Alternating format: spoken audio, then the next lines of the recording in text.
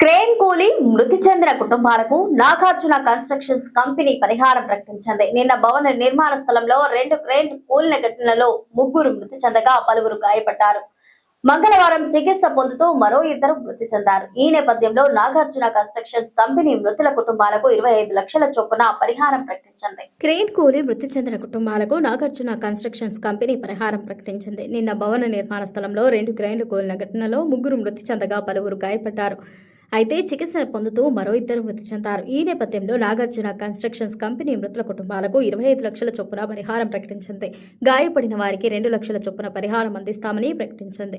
కాగా రంగారెడ్డి జిల్లా పరిధిలోని శంకరపల్లి మండలంలో ఘోర ప్రమాదం జరిగింది. ఈ ఘటనలో 3 కార్మికులు మృతి చెందగా మరో 10 మందికి తీవ్ర గాయాలయ్యాయి.